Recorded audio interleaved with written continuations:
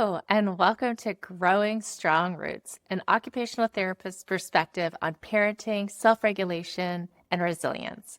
I'm your host, Leanne Bloom, owner and occupational therapist at Oak Bloom OT in Oakland, California.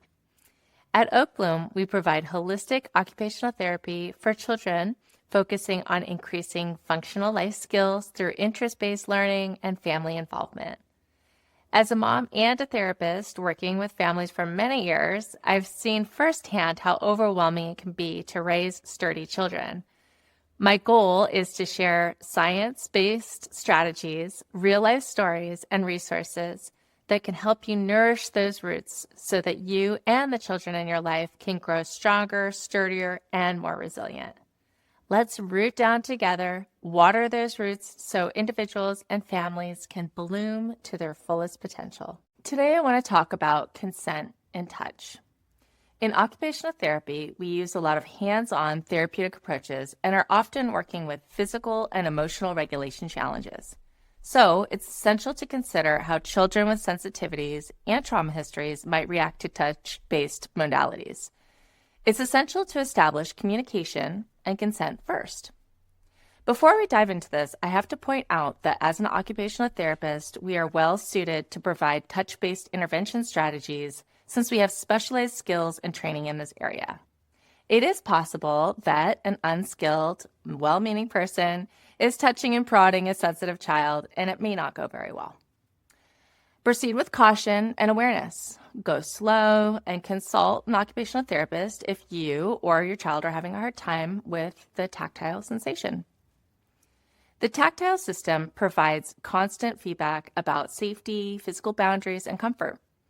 It includes sensors for both light and deep touch, and here are some ways you can think about them in the context of sensitive or neurodivergent kids. Light, unexpected touch, like a tap on the shoulder, can be alerting or even irritating, especially for sensitive sensory kids. There was this one client, a 4-year-old, who would hit anyone who came near him while he was sitting in a circle or eating his lunch. Initially, the family came to me seeking help due to the preschool teacher suggesting that occupational therapy be used as an intervention for emotional regulation and aggressive behavior. In one session, I was standing behind him, doing some hand-over-hand fine motor adjustments, and my sweater brushed up against him. He jumped up and ran out of the room and went to the room with his sensory swings for self-regulation. That's how I figured out that he could react defensively to light touch, hitting other people or running away to avoid it. He did not like it at all and would hit people so that no one would come near him, and so he would not have to deal with the unexpected light touch. Deep pressure touch, on the other hand, like firm hugs, weighted blankets, squishes, or deep massage, can be really useful when we're working with a dysregulated child. It often provides calming input, helping kids feel grounded and organized. I keep weighted blankets and lap pillows in my clinic for just this purpose. Since I'm often pushing kids just outside of their comfort zone, we need to have these regulation tools close at hand. This way, the kids themselves are getting practice with these key self-regulation tools and techniques. The most popular deep pressure tool is having me squish them. They get down on a crash pad and I gently and firmly squish them with a balance ball. They often love it, and I find that it regulates them, and I think they have that experience too. It opens up an opportunity for rapport building and communication. Deep pressure touch, on the other hand, like firm hugs, weighted blankets, or squishes, massage, can be really helpful when you're working with a dysregulated child. It can provide calming input, helping kids feel grounded and organized. I keep weighted blankets and lap pillows in my clinic for just this purpose. Since I'm often pushing kids just out of their comfort zone, we need to keep these regulation tools close at hand. This way, the kids themselves are getting practice with these key self-regulation tools and techniques. The most popular deep pressure tool is having me squish them. They get on the crash pad and I gently and firmly squish them with a balance ball. They often love it and find that it regulates them. It opens them up to an opportunity for rapport building and communication. Here's why touch is such a big deal in my practice and in your parenting. A significant part of the touch response happens before the signal gets to the thinking part of your brain. Touch is an instinct-level form of communication, and it can be an effective strategy when working with sensory-sensitive or trauma-affected kids. In some of those brains, the amygdala can be overreactive and generate an immediate sympathetic nervous system response, even before the signal gets to the sensory motor cortex, causing the body to react, such as the case of the kid I was working with when he ran into the other room when my sweater touched him unexpectedly. The sympathetic response is the fight, flight, freeze response, which is not what comes from the thinking part of your brain. What we're doing here is trying to reprogram the reaction in these sensory sensitive kids. Like Dr. Daniel J. Siegel says, neurons that fire together, wire together. By providing repeated, safe, comforting touch from a trusted therapist or caregiver, we build up a positive association with touch, reducing their hypervigilant reactions and increasing the likelihood of a conscious and positive response. There are several things to keep in mind when considering touch-based modalities. To be clear, responding refers to a conscious, learned action, while reacting refers to an automatic, unconscious behavior that comes from the non-thinking part of the brain.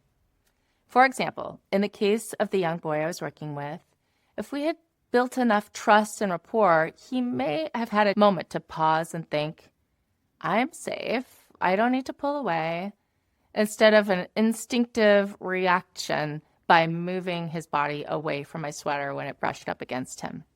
He could have responded by recognizing the stimulus wasn't harmful and that he was, in fact, safe. With practice and training, he can develop the ability to consciously override his instinctive flight reaction. Temperament plays a role in how they express their reactions. Their reaction may manifest outwardly, like in the form of aggression, or it could be expressed inwardly, like holding it all inside or shutting down. Regarding trauma, the way that you perceive things may not be the way that they perceive things. And trauma can come in all shapes and sizes, and they don't necessarily mean that they've been physically hurt by someone. What you might think of as ordinary, they may perceive as really intense or even traumatic. Their perception of touch may be different than that of a neurotypical brain. There has been considerable controversy around the use of touch, largely due to historical cases of scandal and abuse. However, touch remains an essential and powerful tool. It helps build trust, comfort, and ease between an adult and child. And beyond that, it fosters a real physiological change that happens in the brain and body that support happiness, well-being, physical health, and skill development. This foundation of trust and relationship is essential to build the skills that support a child's growth and development. The Greater Good Science Center's Happiness Project at UC Berkeley offers excellent research and resources on this topic, and I'll link that in the show notes. The intention behind touch is everything. The key is to be intentional about what you're communicating. Why are you touching them? If your goal is to correct their behavior, they'll feel that and react accordingly, and may even pull away. If you're trying to soothe or comfort them, the child may pick up on that and respond with warmth and be able to co-regulate with you through touch. Let's talk about communication and best practices with touch. First off, we have to establish a communication system with the child so they can quickly give us feedback. This teaches a child how to recognize and communicate that what they feel is okay or not okay in their body. I want them to communicate with me, does that feel good? Is that a thumbs up, a thumbs down, or is it a thumbs sideways? Stop and ask. Do you want me to keep going or do you want me to stop? Reinforcing that they can trust me to respect their signals. Their expressions and movements communicate more than their words might. They might tighten up their body, squeal, kick, laugh, or relax. I reflect these cues back to them and confirm thumbs up, thumbs down, thumbs sideways. A simple way to teach this is through rough and tumble play. For example, I might place a large cushion or therapy ball on a child's body while they're lying down and gently apply pressure. While I'm watching their face and their body language, I ask, is it a thumbs up, thumbs down, or a thumb sideways? Also, I like to watch their eyes so that they can watch me move towards them. So it's not a surprise. It creates predictable touch, which develops trust and a feeling of safety. Unpredictable or sudden touch can trigger that fight or flight response. If you're unsure if they like it, I might apply just gentle pressure again, around 10 to 20 pounds, or let the child squish me. And I'll model how I communicate with a thumbs up, thumbs down, or thumb sideways, or even verbalize it and physically show what I'm feeling. If I'm applying physical pressure on them, I'm always looking for their physical and emotional responses. Excitement or pleasure can show up as smiling, extra movement, or leaning in. Discomfort might show up as pulling away, hitting, looking away, or freezing. When they show a calm body or tell me that they like it, I'll mirror that with a smile and a thumbs up and ask them again how it feels. To reiterate, it matters to read the child's body signals and teach them how to recognize that in themselves and to express it clearly. This process teaches the child important lessons about self-regulation. How does your body respond when you're uncomfortable? How does your body respond when you're excited and want more? How do you communicate these sensations to someone else? What kinds of sensory input do you like? It's worth reiterating that these strategies and tools are best done with an occupational therapist who has training in sensory processing differences. When we know that a child likes deep pressure, we introduce them to similar sensory tools such as weighted blankets, hugs, compression clothing to add to their self-regulation toolkit. Like all types of sensory input, touch can be experienced as calming or alerting with some individual variation. However, there are touch strategies that are typically calming or alerting. Firm, slow, or deep pressure is generally calming, and light touch is generally alerting or playful. Touch can be a really important way to connect with a child.